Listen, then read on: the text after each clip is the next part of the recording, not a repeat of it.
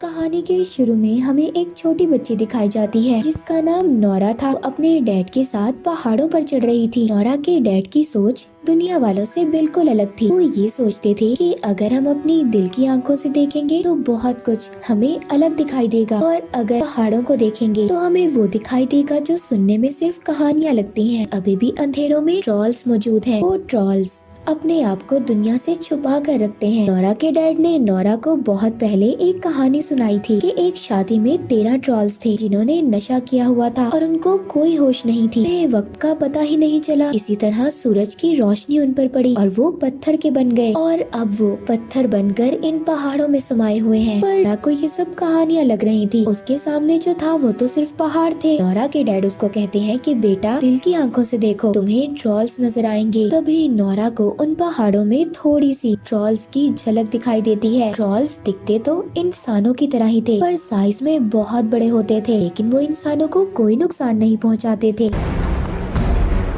तो कहानी थोड़ी सी आगे बढ़ती है। नोरा अब बड़ी हो चुकी थी। वो एक प्रोफेसर थी और अपनी टीम के साथ एक जगह पर खुदाई कर रही थी, पर उनको खुदाई के दौरान कोई भी कीमती चीज नहीं मिलती। उनकी टीम वहाँ पर 6 महीने से खुदाई कर रही थी, पर उनको वहाँ पर अभी तक कोई भी बड़ी चीज नहीं मिली थी। टीम के लीडर भी नोरा को समझाते हैं कि अब हमें यहाँ से चले जाना चाहिए, पर नोरा अभी भी थोड़ा सा और वक्त चाहती थी, क्योंकि उसके डैड ने उसे यही सिखाया था कि बेटा, अपने आप पर भरोसा करना चाहिए। उसको किसी की भी परवाह नहीं थी। वो खुदाई कर रही थी। तभी अचानक से जमीन में उसे कुछ दिखाई देता है। उनको बहुत बड़ी चीज मिली थी। दूसरी तरफ नॉर्वे के पहाड़ों में बारूद को सेट किया जा रहा था ताकि पहाड़ों को उड़ाया जा सके। कि वहाँ पर एक स्टेशन बनाया जा रहा था। जब बॉम्ब फटते हैं तो वहाँ पर बहुत बड़ा धमाका होता है। वर्कर्स जब टनल के अंदर चेक करने जाते हैं तभी उनकी तरफ कुछ आता हुआ दिखाई देता है। सभी वर्कर्स वहाँ से डरकर भाग रहे थे। इस सारे मामले को जानने के लिए वहाँ के मिलिट्री कमांडर एक मीटिंग रखते हैं। इस मीटिंग में नोरा को भी शामिल किया जाता है। नोरा का वेलकम वहाँ पर प्राइम मिनिस्टर का एडवाइजर करता है जिसका नाम एंड्रस था। नोरा वहाँ की वीडियो को भी देखती है जिसमें दूर से देखने से वहाँ पर किसी के बड़े बड़े पाँव के निशान दिखाई दे रहे थे। वहाँ पर बैठे हुए यही मानना था कि ये कोई बहुत बड़ी चीज हो सकती है या फिर ये सब यहाँ पर तूफान की वजह से हुआ है। पर नोरा यहाँ पर साफ साफ कहती है कि मुझे तो ये किसी के पैरों के निशान लग रहे हैं, मगर कोई भी नोरा की बात को सीरियस नहीं ले रहा था। तभी वहाँ पर एक और लड़की आती है, वीडियो दिखाती है। उस वीडियो में ये सब लोग एक बहुत बड़ी चीज देखते हैं और सब देखकर हैरान हो गए थे, डर जाते हैं कि आखिर ये क्या चीज है। इसके बाद हमें एक बूढ़ा कपल दिखाया जाता है जो बैठे अपनी शाम की चाय पी रहे थे। आदमी देखता है कि उसका जो डॉग था वो लगातार भौंक रहा था। तभी उनका घर भी जोर जोर से हिलने लगता है। वो कपल खुद को बचाने के लिए अंडरग्राउंड जगह पर चला जाता है। वहाँ पर जोर जोर से हलचल हो रही थी। जब दोनों थोड़ी देर बाद बाहर आकर देखते हैं तो उनका घर तो पूरी तरह से तबाह हो चुका था।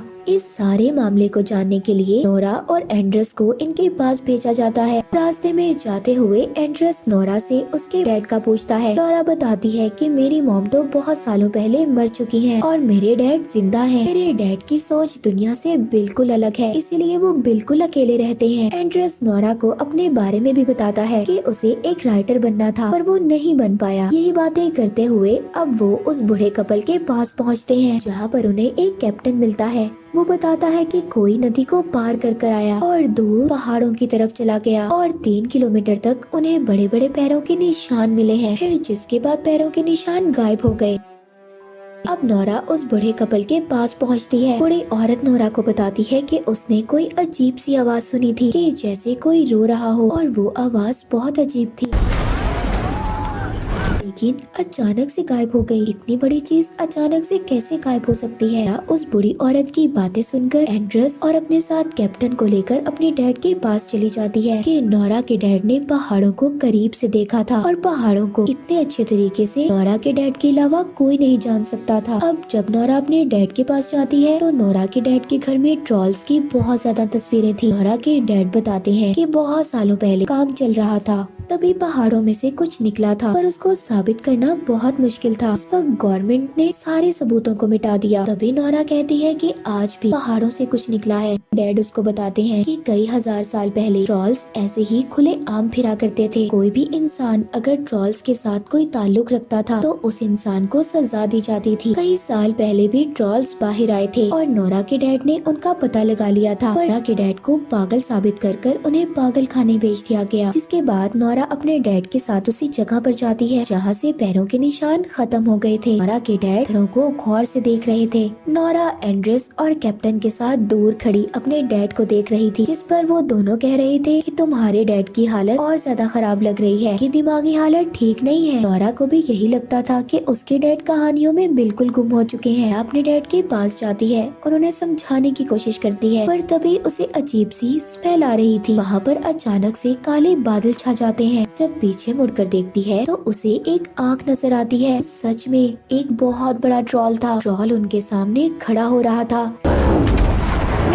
कैप्टन जल्दी से सबको वहाँ से ले जाता है और यहाँ से निकलते हुए वो अपने कैमरे में सबको ये वीडियो वहाँ पर मिलिट्री कैंप में दिखाते हैं। किसी को भी देखकर आंखों पर यकीन नहीं हो रहा था। नोरा के डैड अब भी ट्रॉल्स की बात ही कर रहे थे, पर अभी किसी को भी उनकी कहानियों पर यकीन नहीं था, इसीलिए उनको वहाँ से बाहर निकाल दिया जाता है। नोरा यहाँ पर सब बातें समझने के लिए उनसे थोड़ा टाइम मांगती है। वहाँ की प्राइम मिनिस्टर नोरा से कहती है कि हमारे पास इतना वक्त नहीं है कि तुम इन सब बातों को समझोगी, और हम उस वक्त तक का इंतजार करेंगे जब तक तुम समझोगी कि वो क्या चीज है। वो चीज हमें तबाह कर देगी। अब आगे का काम मिलिट्री ही संभालेगी। वो जो भी चीज होगी उसको मार दिया जाएगा। कैप्टन के पास जाती है। वो कैप्टन से कहती है, क्या तुम हमें अपने साथ नहीं लेके जा सकते? मैं भी तुम्हारे साथ जाना चाहती हूँ। को इस बात की इजाजत तो नहीं थी कि वो इन तीनों को साथ लेकर जाता, लेकिन फिर भी वो नोरा की बात मान लेता है। मिलिट्री उन्हें ट्रॉल की लोकेशन बताती है कि वो कहाँ पर है, जिसके बाद सभी वहाँ पर पहुँच जाते हैं। वहाँ पर सब फौजियों को भेज दिया जाता है। वहाँ पर सबको ट्रॉल का इंतजार करना था। वहाँ पर डैड उससे माफी मांगते हैं क्योंकि नोरा के डैड ने उसे कभी टाइम नहीं दिया था। उसके डैड के होते हुए भी उसने ऐसी जिंदगी गुजारी कि जैसे उसका इस दुनिया में कोई ना हो। और नोरा कहती है कि मैं अकेली नहीं हूँ, डैड अभी मेरे साथ है। इसके बाद वहाँ पर ट्रॉल आ जाता है, लेकिन वो अपनी जगह पर ही रुक गया था। उसको पता चल गया था कि इर्द गिर्द लोग हैं। वहाँ पर ट्रॉल को देखते ही फायरिंग करने का हुक्म दे देता है, पर उस फायरिंग से ट्रॉल को कुछ भी नहीं हो रहा था। उल्टा ट्रॉल को बहुत ज्यादा गुस्सा आ जाता है।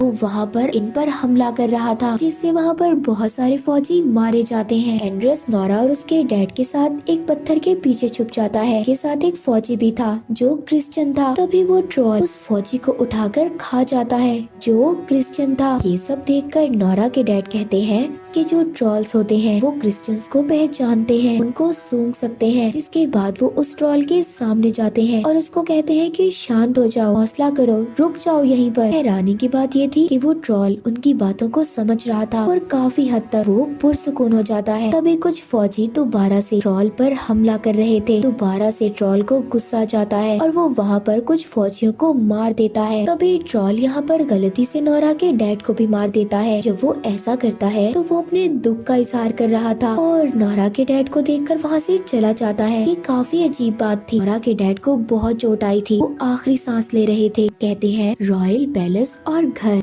ये कहकर वो मर जाते हैं। अपने डैड को भी खो दिया था। उसका अब इस दुनिया में कोई भी नहीं था।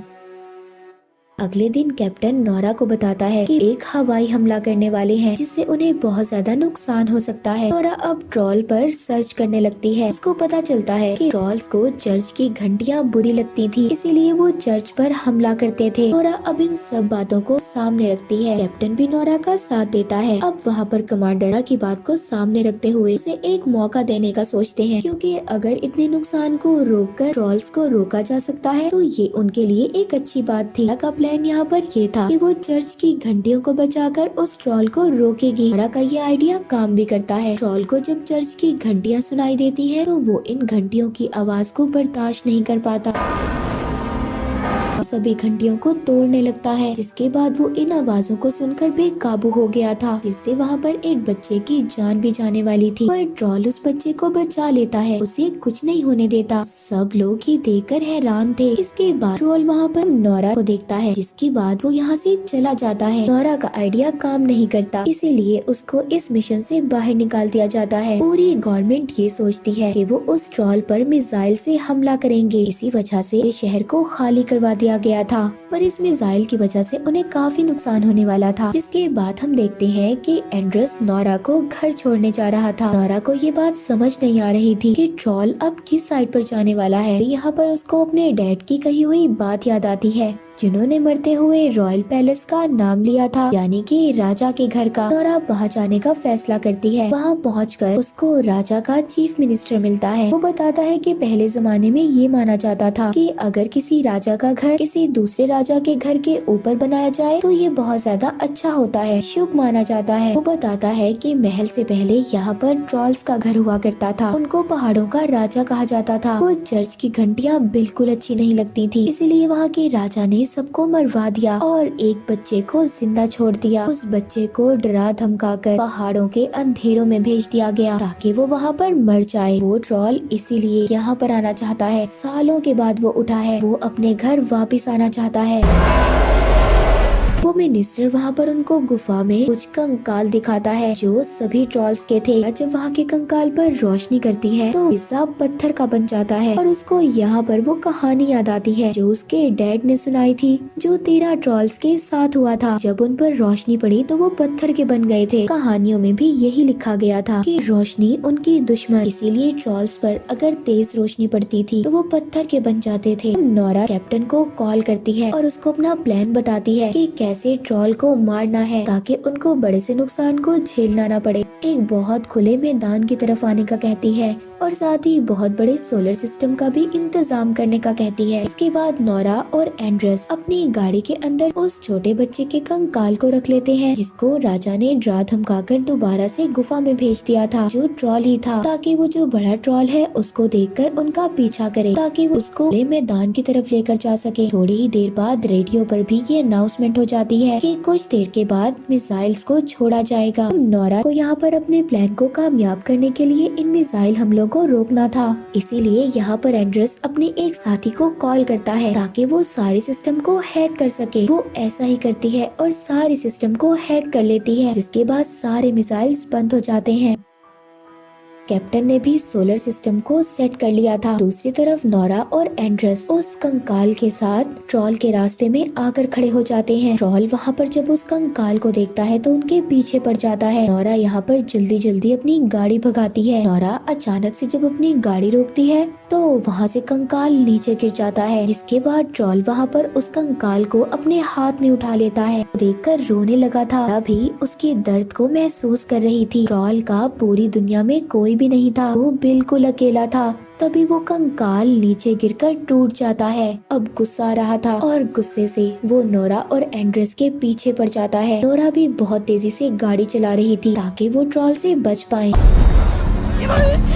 और वो उस खुले मैदान की तरफ पहुंच जाते हैं। ट्रॉल उनको पकड़ने ही वाला था, पर नोरा और एंड्रस ने अपनी गाड़ी से छलांग लगा दी। वहाँ पर उस मैदान में कैप्टन सोलर सिस्टम को चला देता है। उधर दूसरी तरफ मिलिट्री कैंप में भी ये पता चल गया था कि मिसाइल की सिस्टम को हैक किया गया है। वो सिस्टम को दोबारा से एक्टिवेट कर देते हैं। मिसाइल्स को भी छोड़ दिया जाता है। जब कमांडर को ये बात पता चलती है कि वहाँ पे फौजी भी हैं, तो वो मिसाइल को वहाँ पर रोकने का कहता है। वहाँ खुले मैदान में अब ट्रॉल पर जो बहुत ज्यादा रोशनी पड़ती है तो वो चीखने लगता है। आहिस्ता आहिस्ता वो पत्थर का बन रहा था, उसको काफी दर्द हो रहा था, वो चीखते हुए रो रहा था। तभी यहाँ पर नोरा को एहसास होता है कि ये सब गलत कर रहे हैं। पहले भी उनको मारकर उनका सब कुछ छीन लिया गया था, जबकि वो लोगों के लिए कोई खतरा भी नहीं थे। उन्हें इस दुनिया में कुदरत ने बनाया है, इसलिए उन्हें भी जिंदा रहने का हक है। नोरा सारे सोलर सिस्टम को बंद कर देती है और ट्रोल के सामने जाकर खड़ी हो जाती है। वो ट्रोल से कहती है कि यहाँ से चले जाओ, दूर कहीं, दोबारा से अंधेरे में जाकर छुप जाओ, ये लोग तुम्हें खत्म कर देंगे, तुम्हें मार देंगे। ट्रोल भी यहाँ पर नोरा की बातों को समझ रहा था, पर अब बहुत देर देर हो चुकी थी। सूरज निकल गया था और सूरज के निकलते ही वो ट्रॉल पत्थर का बनने लगता है। देखते ही देखते वो पत्थर का बन जाता है। बहुत अफसोस था कि वो ट्रॉल को बचा नहीं सकी। खैर वहाँ पर मिलिट्री कैंप की टीम पहुँचती है। वहाँ की प्राइम मिनिस्टर नोरा से कहती है, तुम्हारे डैड की कहानियाँ बिल्कुल सच्ची थी। नोरा को भी इसका एहसास हो गया था कि उसके डैड हमेशा से सच्चे थे। एंड्रेस भी यहाँ पर अपनी नौकरी छोड़ देता है। वो प्राइम मिनिस्टर से कहता है कि मुझे तो राइटर बनना है। एंड्रेस नोरा से कहता है, क्या पहाड़ों के अंधेरों में और भी ट्रॉल्स रहते हैं? नोरा इस बात पर हंसने लगती है, कहती है हाँ कुछ भी हो सकता है, ये दुनिया बहुत बड़ी है। और इसी के साथ ये मूवी यहीं पर खत्म हो जाती है।